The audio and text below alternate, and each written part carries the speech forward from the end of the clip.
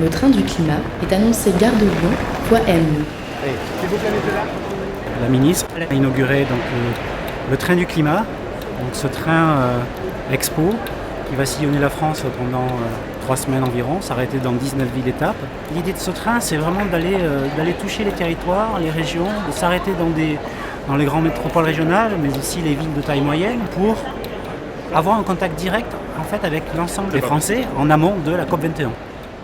Et qui va donc expliquer la physique du changement climatique, qui va susciter des débats directs entre les chercheurs et les citoyens.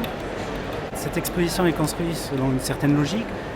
Donc il y a 3 voitures, parce qu'on est dans un train, donc on parle de voitures. Donc la première voiture porte sur les mécanismes physiques des fluctuations climatiques, pourquoi le climat a fluctué sur les 800 derniers millions d'années, et en particulier sur les archives du climat qui nous permettent donc de reconstituer la température, la concentration de gaz carbonique dans l'atmosphère sur on va dire le dernier million d'années. Ensuite on rentre dans une deuxième voiture que l'on appelle nous l'Anthropocène. C'est le début de l'ère industrielle où en fait les activités humaines, par la combustion des énergies fossiles, donc qui sont le gaz, le charbon et le pétrole, perturbent la composition chimique de l'atmosphère et en particulier augmentent la concentration de gaz à effet de serre. Cette magnifique animation montre les concentrations de gaz carbonique sur l'ensemble de la planète. Donc en rouge, les concentrations les plus fortes. Et on voit en fait des zones d'émission qui sont très fortes. L'hémisphère nord est ici. On a l'hémisphère nord qui est fortement émetteur de gaz carbonique avec des zones bien particulières, l'Amérique du Nord, l'Europe et l'Asie. Les Français adorent la science, ils ont envie de savoir, ils ont envie de comprendre, ils ont le droit de savoir et le droit de comprendre. Et c'est une question démocratique majeure, de mettre à la portée de tous la connaissance sur les questions climatiques, pour que chacun d'abord puisse agir, qu'il puisse comprendre aussi les décisions qui sont prises. Parfois c'est une contrainte des décisions, parce qu'on lutte contre les pollutions, on lutte contre le gaspillage alimentaire, on lutte contre le gaspillage énergétique. Oui, en France, on ne comprend pas forcément. Le fait de comprendre le sens des actions qui sont prises et comment chacun peut agir, et c'est très important.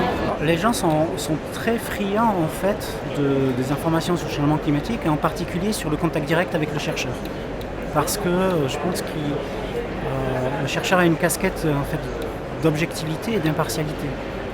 Donc à partir du socle de connaissances que le chercheur apporte, le public peut se faire une idée sur le changement climatique, sur sa physique, mais aussi sur les solutions possibles. Ce train constitue un excellent support pour démontrer que le mode ferroviaire joue un rôle central dans la lutte contre le réchauffement climatique. Une seule illustration pour ne pas être long, un train de fret, un train comme celui qui est derrière nous, c'est 48 semi-remorques en moins sur la route. C'est 1 tonne de CO2 évité pour 1000 km. Et donc ce train s'élance vers 19 étapes à un moment extrêmement symbolique. Et moi je voudrais simplement rappeler quelques évidences, puisqu'aujourd'hui nous souffrons avec celles et ceux qui habitent les Alpes-Maritimes et qui viennent d'être très durement frappés par des phénomènes climatiques extrêmes. Pour rappeler qu'aucun pays n'est à l'abri des dégâts du réchauffement climatique. Aucune région n'est à l'abri du dégât des réchauffements climatiques. Et que, comme le disent les experts du GIEC, les phénomènes climatiques, ils ont toujours existé. Les tempêtes ont toujours existé, les inondations ont toujours existé. Mais ce qui change aujourd'hui, c'est à la fois l'accélération des phénomènes et la violence de ces phénomènes. Et donc, par définition, nous avons tous la responsabilité de mettre en place des actions qui limitent le réchauffement climatique, c'est-à-dire qui diminuent le recours aux gaz à effet de serre, c'est-à-dire aux énergies fossiles. Ces scientifiques, mesdames, messieurs, de haut niveau, de très haut niveau, vont faire partager leur passion. Ils vont peut-être même susciter des vocations.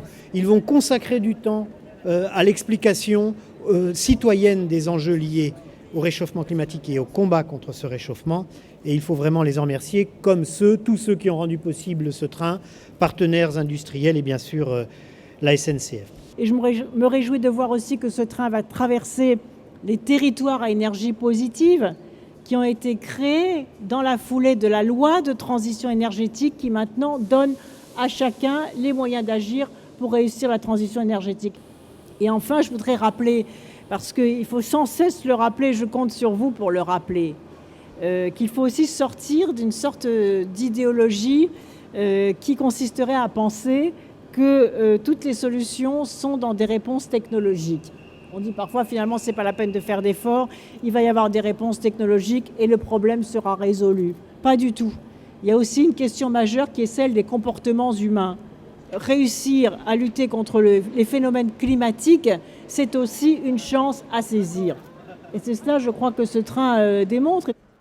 Alors bon voyage au train du climat.